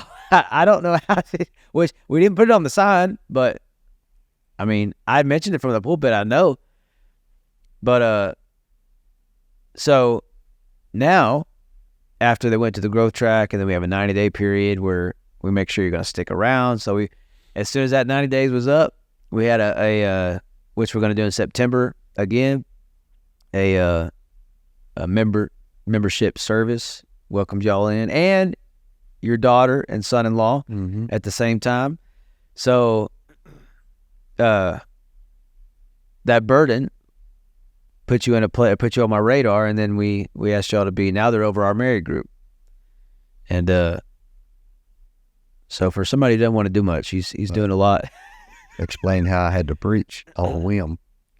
So 2 weeks ago, the Thursday of that week, I was working. My first job was at 10. My last job was at 8:30 that night because she wanted to do a night shoot of some house in Tyler.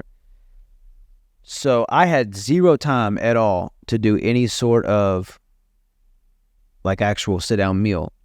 My wife thinks I got food poisoning. Maybe I ate something bad from a gas station. I don't know, but I normally don't get sick. Like I'll get like maybe some head or stuffy nose. Like right now my nose won't stop, but most of the time it's allergies or something like that. But this was like in my stomach. Like I felt like an alien movie, like something was in there. And it wasn't coming up. It wasn't going down. It was just like stuck. And so being the man that I am, I don't want nobody to know that I'm sick. Like normally if I get sick, I won't say a word. I'll do whatever I got to do and nobody will ever know it. And this was something else. I waited. Also, all day Friday, I felt this. Like I almost passed out one time. I had to put cold water in my back. The sound started coming back and the room stopped spinning. And I was like, what is cool? It was like one of those where like I could barely talk. When Jessie called me, she was asking if I was all right. Because if she watches this back, because she wouldn't, if she's watching now, she's actually in the back, she wouldn't come home and take care of her husband. She stayed at work. But, and so I was feeling terrible. So Saturday I wake up and I'm a little bit better, and it felt like whatever it was moved down. But anytime I would get up, I try to do some work in the office. I'm like, okay, I'm not like yesterday. I'm a little better. And as soon as I started moving around, it was like, oh my gosh, it would hit me again. And then really, really bad headache. And so I waited till, I don't know when it was, I finally texted you about it or called you or. Well, I called you. Oh yeah, that's right. And Shelly had talked because y'all had to cancel the growth track. Yeah, the growth track was that day. So yeah. I called you to tell you we're going to forfeit our couples deal. Right. So y'all, because that was more for that next Saturday, because they had a couples thing, and so they were saying we'll just reschedule the growth track, and that way, because that's to them was more important, and we appreciate that. And so I asked you, I said, what was your plans for the service? And we both kind of laughed, which we had done it before when Jessie and I had to miss. Was we had just rebroadcasted a live stream and they would put it on the screen, and it actually, the people in the media booth sent me pictures and the altars were full. I was like, well, I guess it landed twice. But we kind of laughed, and I said, I think I told you that. I said something, I was like, unless you got something, do you? Yeah, and I couldn't lie to you. Dead quiet. He didn't say a word for a few seconds. I'm like, I was thinking in my head, like, hello? Are you still there? I don't hear anything. And then what did you say? I said, well, I can't lie to you, brother. I said, God had given me a message to preach. I hadn't put it on paper even yet, but it's been in my head, my thoughts every morning, every night for about a week or so. And so I couldn't tell you I didn't have a message. But so something that he said was last minute. God had already been working on him. It wasn't that bad. But yeah. And so it was Saturday afternoon, and I had to preach Sunday morning, and it was strictly God Almighty touched me. So tell him about your blackouts. Yeah, he laughs about it. But every time I've ever preached in my life, I'll you can tell, and this is my first time that I've ever seen myself preach, because I've never been anywhere where it was taped or anything. And you can obviously see when I get up there and it's me and I'm nervous and I'm just getting going. And then you can see instantly when the Lord takes over and handles me, because I wasn't even seeing Kenny up there. I mean, it was. So did you pick up on your challenge in vocabulary when you'd say something? Huh? Did you say, you know what I'm talking about? Huh? Answer me.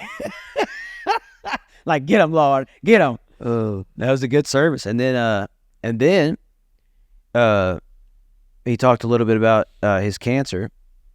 Then he felt impressed to have people come down specifically for cancer in the altar. So the Lord had spoke to me when he gave me the message. I knew I was going to preach it somewhere, because he laid on my heart about the altar service. And I've had messages come to me, but I've never had something about the altar service come to me. And because the Lord wanted us to enter in one mind and one accord for anything that need prayer for, but he wanted it one at a time, like each section, and he wanted to do a work in it. And so that's what I followed through with. And so I included myself in that cancer deal. And then that next Thursday was my cancer appointment. And now, that Sunday, did anybody pray for you, or did you just pray for other people? No, Vernon anointed me. Did he? Okay. Yes. Because usually at our altar time at our service, we cut it off just for people's privacy, so it's not out there. But yeah, Vernon and them anointed me and laid hands on me, and so that Thursday was my cancer doctor appointment, and so I do my blood work, and we go in there, and he comes in, and he's a little quiet, the doctor, and he's an Indian doctor. He's a little quiet and kind of has a puzzled look on his face, and me and Shelly's looking at each other like, and normally he's more talkative. And he going over everything, and he's saying something, and Shelly said, well, what are you trying to say? He said, well, I don't know, other than his body's responding well. And Shelly looks at me and said, we responded to what? You ain't had nothing but Jesus. Yeah. And so he turns the screen around, and he starts showing the numbers, and Shelly said, what are you trying to tell us? He said, I'm trying to tell you that all of his cancer numbers dropped down 50%, which now is at the level when they first found out I had leukemia. I mean, take that, devil. Awesome. That's awesome. And I hadn't been near as fatigued. I have had great days. I mean, I feel so good. God is doing a work. And then when I preached that message, that's what God showed me. He said, in this message, I'm going to show you that I could have left in time and went and healed Lazarus before he died. But I wanted to show a miracle and show how good my Father is. Yeah. And he spoke to me as I was preparing. He said, Kenny, I'm going to heal you. I'm just going to tarry a couple of days. But that's I'm awesome. To heal you. Yeah. And I accept it. And he's healed me 50%. So there's someone else out there that still needs to see my life go through something through this, because we've all struggled so much in our lives, and we know what Jesus done for us. Yeah. He done the ultimate sacrifice, and the beatings and everything that he suffered for us. I'm not going to let a little cancer get me. If I can't suffer that, he at least saved my soul, Stephen. Yeah. He saved I don't need nothing else past that. I don't need anything. He saved my soul. So if I can't suffer a little bit on earth for him, for what he done for me, I'm willing to. There's this, I think we're singing it Sunday. Let me look right quick to this text message I sent out to the group. I think it's available. Yeah, there's a song called Available. And one of the lines in there, we're going to sing it Sunday, is, for the one who gave his life, nothing is a sacrifice. Man. I mean, I've never thought that way before. You know, we talk all the time about as Christians, we need to sacrifice. We need to sacrifice. We need to give up this, give up that. Really, if you break it down, yeah, we don't ever have to give up a whole lot for his name, hardly nothing. especially here in America. Right. And most of the time it's pride. Yeah. That's the big one. It is.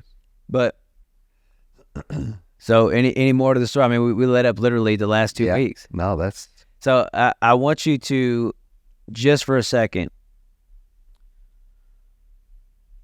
there are definitely different segments and different chapters of your life. And looking back from where you are now to where you came from your start to just your middle, not the end, what would you say to somebody who has went through the same thing, or has been in abusive relationships, or had that abusive parent, or who has went through a time where they've been betrayed or hurt by church people, or went through a time where they've been in a marriage where they were the selfish one and they were I mean, you have all these, it's almost like these different people that have compiled, but have, in my personal opinion, like Jessie asked me, she used to ask me a lot when we were first married. She was like, I guess because she thought I was better than, but she would say, where were you? Like her whole early adult life. I said, I was being refined. I would not have been the man that you needed to bring honor and glory to you. I would not have been the man to love you in the way that I love you now, to appreciate you in the way that I appreciate you now. And I feel that that's a constant part of our journey, that we, you know, you can always look back and see, I should have did this different, but I can see where it molded me to be the man of God or the woman of God that I should have been the whole time.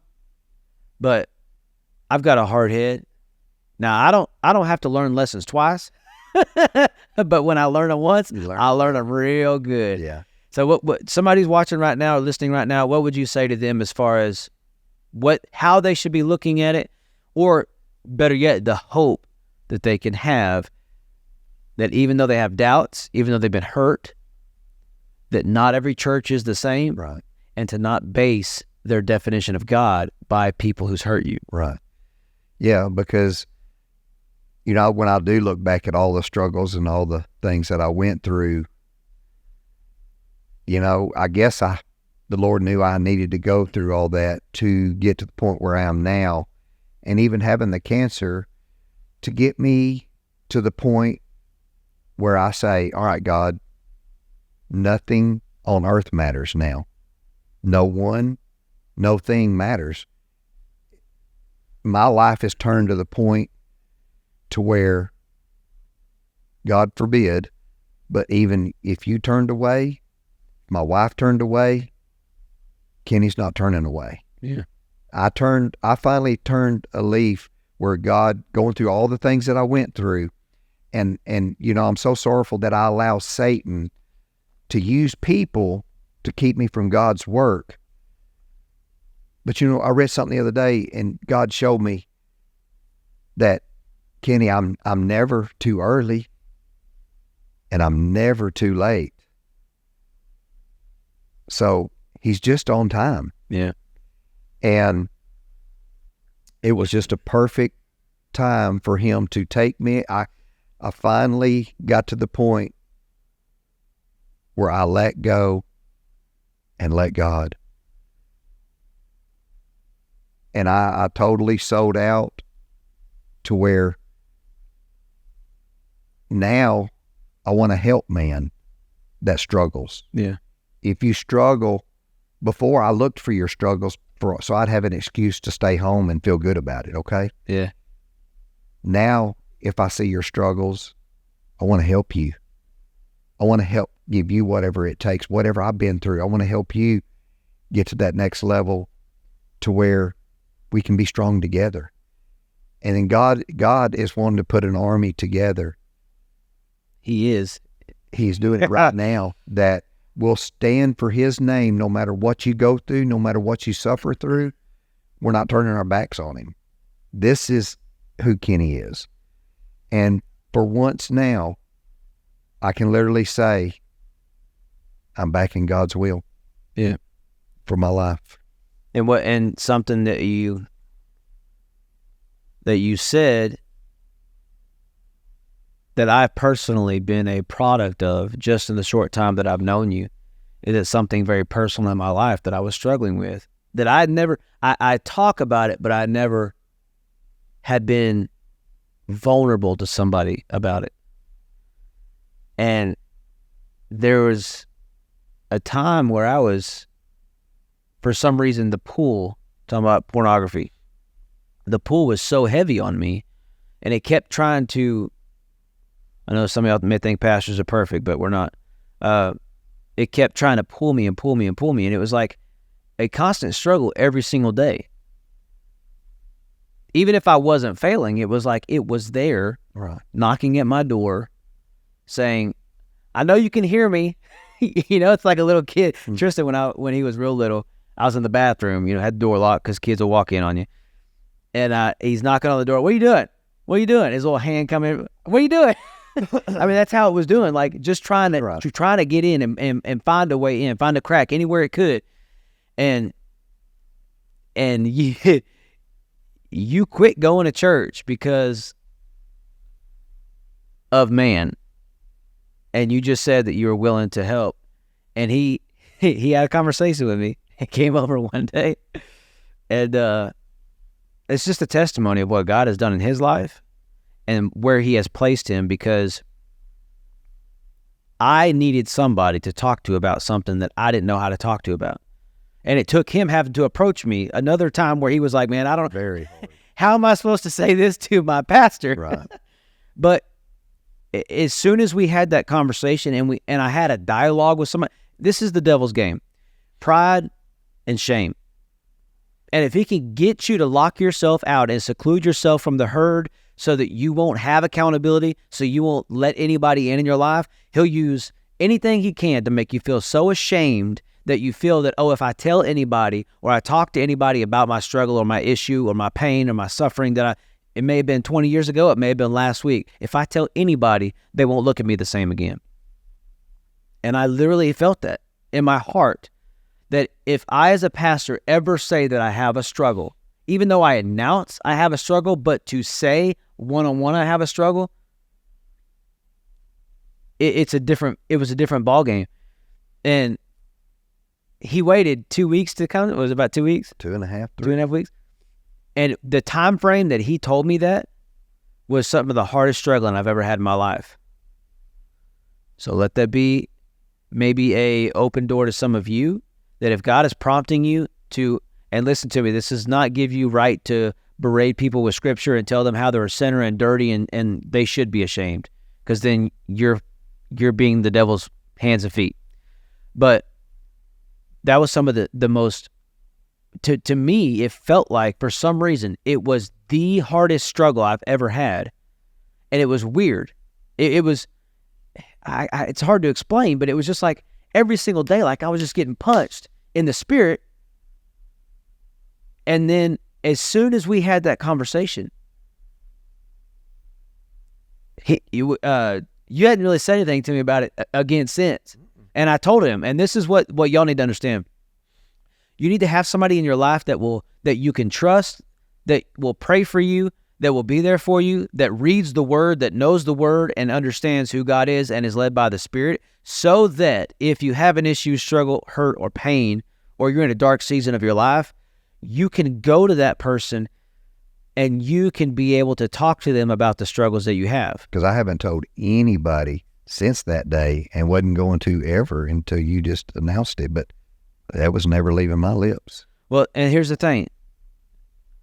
When he had this conversation with me, first of all, I could see his eyes when we were talking. We were actually sitting on these two chairs right here, and there was worry in his eyes that I was going to pull back from him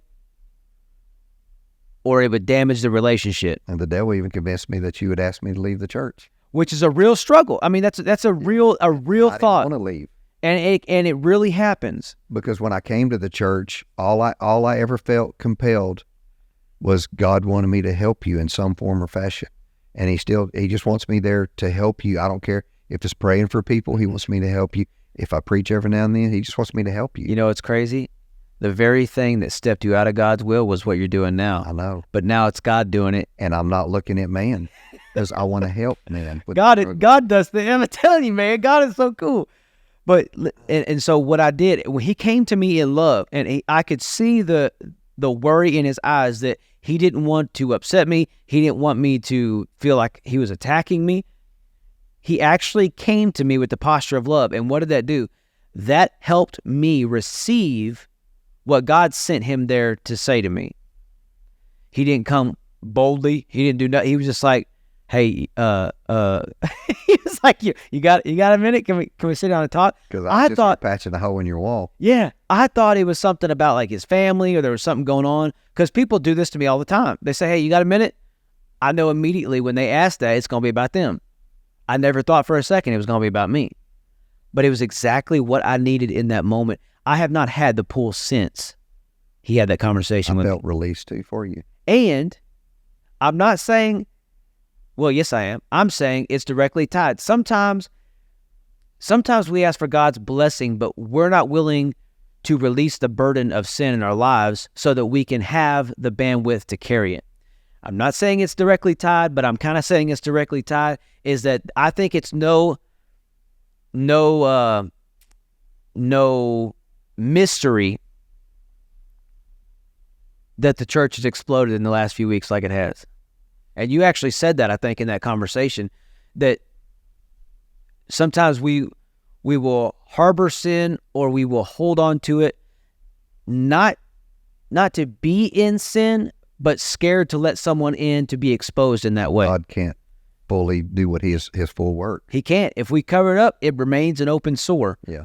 But exposure, if you ever cover your a cut or something like that, and you never let it breathe, it won't fully heal. It needs to breathe. It needs to be open. It needs to. You have to touch it, put medicine on it. I mean, you have to do different things. You have to clean it so that it can properly heal.